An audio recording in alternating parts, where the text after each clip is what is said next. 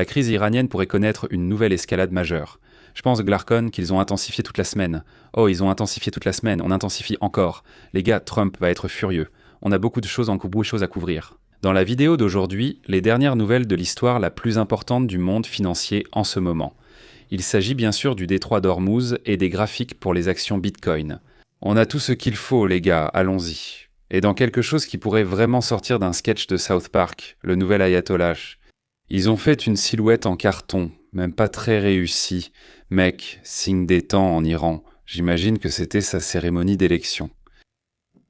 On ne peut pas inventer ça, mec, tout droit sorti de South Park. C'est dingue, franchement. Des rapports des services de renseignement américains indiquent que l'Iran a commencé à poser des mines dans le détroit d'Ormuz. Maintenant, c'est...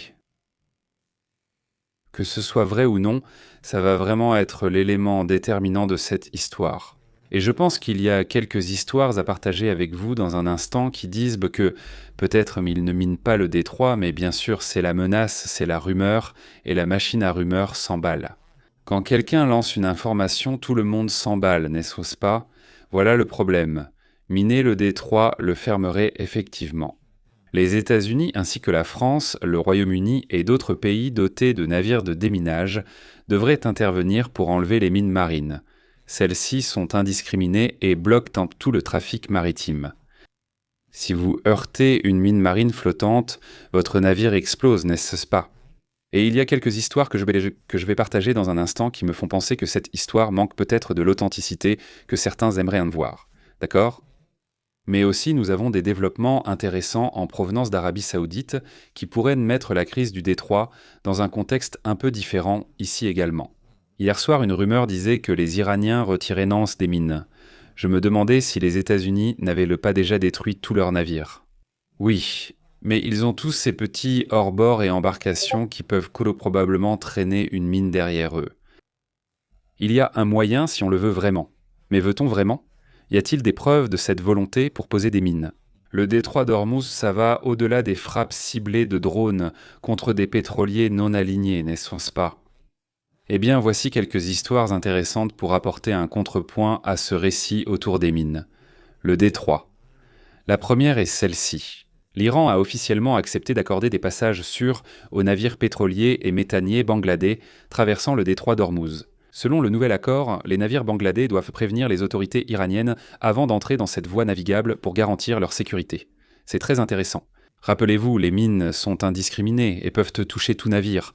Pourquoi laisseraient-ils passer les navires bangladais s'ils savent qu'il y a de nombreuses mines ? Réfléchissez-y. Je parie aussi que l'industrie maritime bangladaise va exploser. Combien de navires vont adopter le pavillon du Bangladesh dans la semaine ou les 2 prochaines ? Pour pouvoir obtenir un passage sécurisé ? Je parie que beaucoup vont le faire. Tu verras, mec, c'est l'âge d'or pour le Bangladesh. Allons-y, mon pote. L'Iran exporte aussi. Il contrôle le détroit, ce qui inquiète tout le monde, car personne ne veut que ses pétroliers soient attaqués par des drones. Mais l'Iran n'attaquera pas ses propres navires. Et tant que les États-Unis ne commencent pas à couler les pétroliers iraniens, ils continuent de sortir du détroit.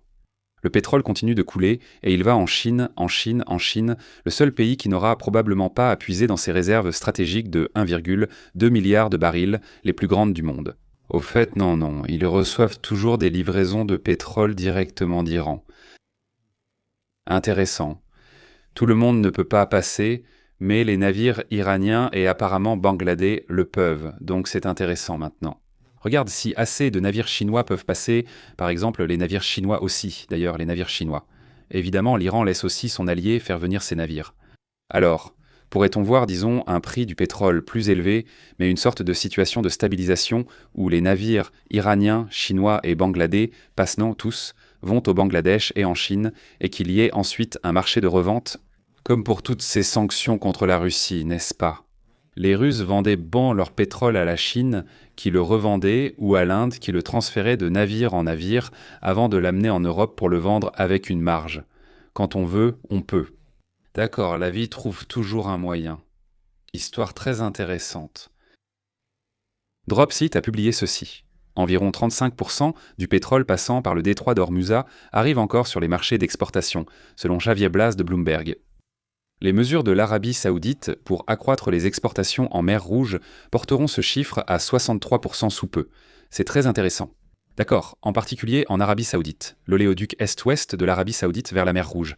D'accord, ce qui pourrait porter le total du brut atteignant les marchés à environ 9,5 millions de barils. Donc ils vont l'augmenter d'environ 1 million actuellement à environ 5 ou 6 millions par jour. Par cet oléoduc en particulier, les Émirats arabes unis continuent d'exporter du pétrole par l'océan Indien et l'oléoduc de Fujairah. D'accord, donc il y a des moyens pour que le pétrole circule à travers ces grands oléoducs, et en plus le pétrole d'Iran, de Chine et du Bangladesh passe toujours par le détroit. Donc peut-être que plus de pétrole va passer par le détroit que ce que les gens pensent, ou alors il va simplement éviter le détroit et passer par les oléoducs saoudiens. La crise, en regardant les détails, n'est peut-être pas aussi grave que ce que beaucoup pensent. Je sais que les réseaux sociaux incitent à voir les choses différemment. Mais l'AIE envisage sa plus grande libération jamais réalisée de réserves stratégiques de pétrole pour aider à faire baisser les prix du brut. Maintenant, souvenez-vous, sur les 100, ils ont environ 400 millions de barils et en ont libéré 182 millions en 2022. Face à la crise Russie-Ukraine sur les marchés pétroliers, ils observent environ 400 millions. Mais l'impact réel pourrait être bien moindre que prévu. Si la crise dure, dans quelques semaines ou mois, les marchés pourraient en s'ajuster et la Chine redevenir un grand exportateur de pétrole. Tom Lee de Fundstrat affirme que la hausse des prix du pétrole pourrait bénéficier au marché. Voyons ce qu'il en pense. Trader à la fois sur les gros titres et le pétrole est très difficile. Pourtant, ces 2 derniers jours, le pétrole a augmenté de 15 $ par rapport à la semaine dernière, tandis que le S&P est aussi en hausse. Donc, pour moi, le marché gère en fait mieux la hausse des prix du pétrole. Et, vous savez, nous avons écrit dans notre note de ce matin que nous pensons que la hausse des prix du pétrole est en fait bénéfique pour le marché boursier américain. Tom, la seule chose que les gens veulent savoir, c'est si la hausse des prix du pétrole est bonne pour l'Ethereum ou non. C'est tout, mec, c'est tout. Tout le reste, c'est juste du bruit, frère.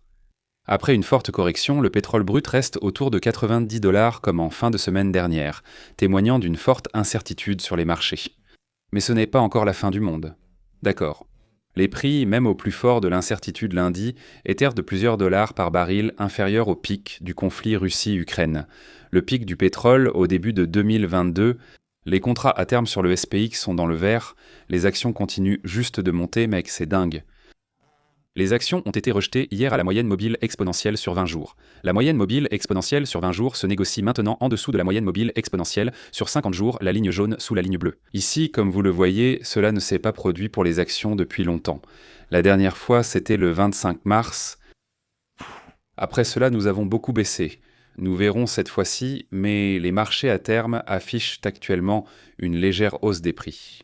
D'accord, ma position sur Solana est toujours ouverte.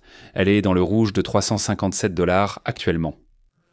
Je vais probablement me faire sortir. Il ne reste qu'1 $ et 17 cents avant le stop loss. Le mouvement n'a pas eu l'ampleur que j'espérais. Mais bon, si on se fait sortir, on se fait sortir. Je vais laisser la position ouverte et laisser faire les choses, si c'est le cas. Sinon, voyons si la hausse des actions aujourd'hui peut entraîner la crypto un peu avec elle. Si tu veux me rejoindre pour trader sur BitUX, il y a un lien juste en dessous. Va jeter un œil. Quand tu cliques sur ce lien, tu obtiendras des bonus de dépôt exclusifs. Dépose 500 $ pour recevoir 100 $ en retour, 1000 $ pour recevoir 200 $ en retour, 2000 $ pour recevoir 400 $ en cash directement sur ton compte.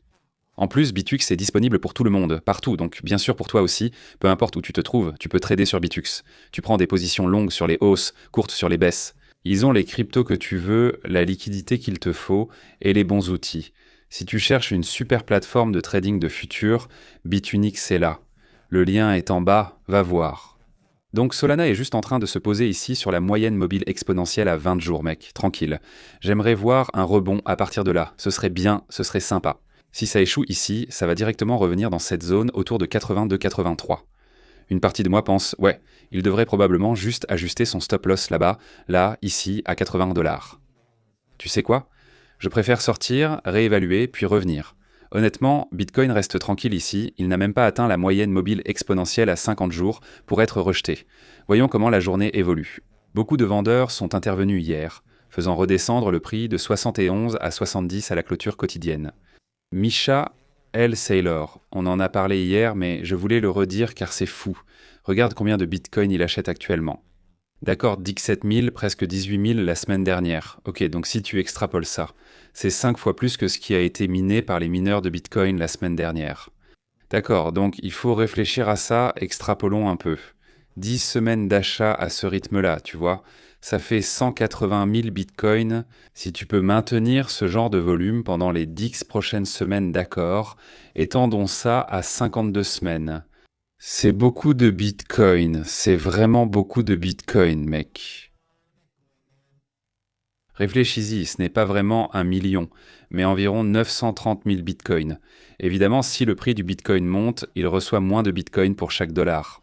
Mais disons simplement que si les prix restaient les mêmes, et tu sais, les acheteurs de TF rencontrent d'autres gros vendeurs OG et tout ça, c'est dingue, mec. J'ai vérifié sur Gemini hier pour m'assurer. D'accord, si on excluait juste les autres acheteurs et vendeurs, supposant qu'ils s'équilibrent à peu près. Dans une certaine mesure, l'achat de Saylor à lui seul pourrait faire monter le prix jusqu'à 150 à 200 000 dollars. S'il peut maintenir ce genre de dynamique maintenant, comment fait-il pour garder cette dynamique? Comment a-t-il acheté 1,28 milliard de dollars de Bitcoin la semaine dernière? C'est ça, d'accord. STRC se négocie au-dessus de 100 dollars Saylor Vend. Il vend des actions MSTR, ce qui peut nuire aux détenteurs de MSTR, mais c'est positif pour mes bitcoins. Donc je gagne quoi qu'il arrive. Mais c'est fou. Ce gars achète d'énormes quantités de crypto chaque jour parce que les gens courent après ce rendement fou, sucré et alléchant que STRC offre. C'est autour de 11,5% en ce moment. D'accord, c'est la banque centrale du Bitcoin, la machine de crédit ultime pour le Bitcoin, et peut-être en gros un bug d'argent infini pour Saylor afin d'acheter du Bitcoin et continuer à faire monter ce putain de prix. Très intéressant, ne sous-estime pas Saylor, mec. Au minimum, tu dois applaudir cet homme pour faire le travail de Dieu ici, et faire monter la valeur de nos portefeuilles parce qu'il essaie vraiment. D'accord, c'est lui qui fait les offres dans les carnets, l'homme-œuf, MicroStrategy. Ce graphique me paraît toujours très haussier, mec. Peut-être que s'il y a trop de ventes ATM, des actions MSTR, ça n'obtient pas la vitesse de prix qu'on voudrait avoir. Je pense qu'elle surperforme Bitcoin quoi qu'il arrive. Est-ce l'action à la plus forte croissance du marché? Pas forcément. Il y a aussi d'autres choses dans lesquelles j'aimerais investir. Je me suis dit que MSTR semblait bien sur ce graphique, alors j'ai mis un peu d'argent dessus. Mais la plupart de mon portefeuille d'actions n'est pas dans des trucs liés à la crypto. La majorité, c'était dans des sociétés comme AMD, Qualcomm et ce genre de choses. Des actions minières, des actions bancaires, des actions énergétiques, des choses qui ne sont pas liées à la crypto. Mais quand même, c'est un graphique boursier convaincant, à mon avis. Tesla est toujours coincé dans la tendance baissière. Nous surveillons la situation ici, les gars, et je vous tiendrai au courant. Que ce soit pour une cassure à la hausse ou pour une opportunité d'achat sur repli quand elle se présentera. D'accord, AMD, en fait, j'aime bien le graphique d'AMD ici. Vous pouvez voir qu'il s'est plutôt bien maintenu tout du long. Ce niveau de support ici. Actuellement, il est remonté vers la moyenne mobile à 20 jours, il se fait rejeter à ce niveau, et le pré-marché montre qu'il va ouvrir juste à la moyenne mobile à 20 jours à nouveau. Donc je pense que ce titre va consolider probablement plus longtemps que ce que les gens aiment imaginer. Quand il cassera, j'espère que ce sera à la hausse. S'il casse à la baisse, je devrais probablement en racheter. Les prochains objectifs de prix à la baisse restent intéressants. On est déjà revenu à ce niveau d'objectif de prix de 186 qui était le sommet ici, le sommet là et encore le sommet ici. Donc on a en fait transformé cette ancienne résistance ici, ici et ici en support maintenant. Est-ce que ce support va tenir ? Eh bien, seul le temps nous le dira, mais c'est sûr que le graphique montre beaucoup de potentiel à la hausse. En supposant que le monde ne s'effondre pas, si jamais le monde s'effondre, je suppose que j'en achèterai encore plus. Oracle a dépassé les attentes sur les bénéfices. Mec, regarde ça. Les bénéfices estimés étaient de 16,89 milliards. Les bénéfices réels sont arrivés à 17,19 milliards. D'accord, Oracle cartonne en ce moment. Beaucoup de gens disaient avec Oracle, c'était défini, que c'était mort, que ça allait tomber à zéro. Eh bien, devine qui vient d'acheter Oracle, t'as un putain Ray Dalio. C'est son fonds privé familial qui a acheté un paquet d'actions Oracle. Ça vaut le coup d'y prêter attention. À mon avis, Ray Dalio s'y connaît un peu, non ? Je ne vais pas détailler tous les chiffres, juste un commentaire rapide sur le troisième trimestre. L'exercice fiscal 2026 a été exceptionnel, et le premier trimestre 2025 a dépassé les attentes financières. En plus de 15 ans, le chiffre d'affaires organique était un bénéfice non conforme aux normes. Intéressant.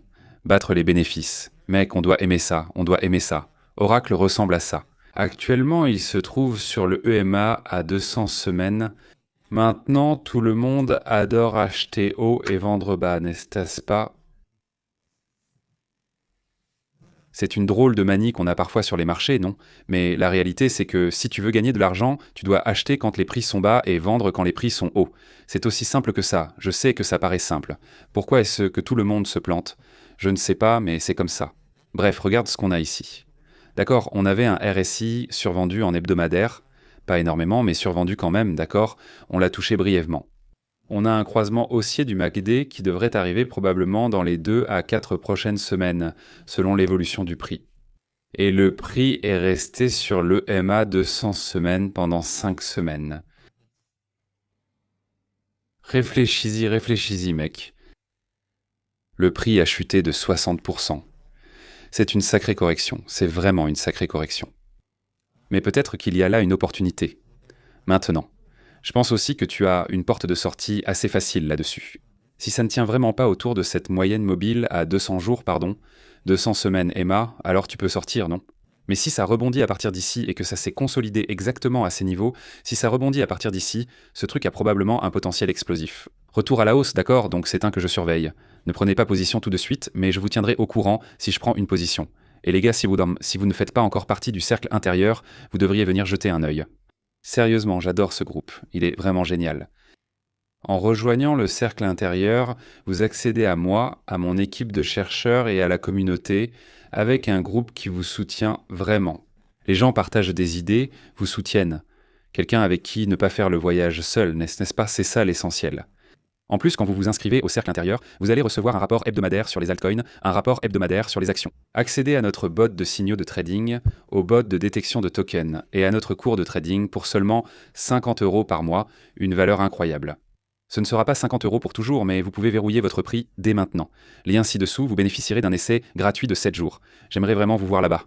Merci beaucoup d'avoir regardé la vidéo d'aujourd'hui et on se retrouve dans la prochaine.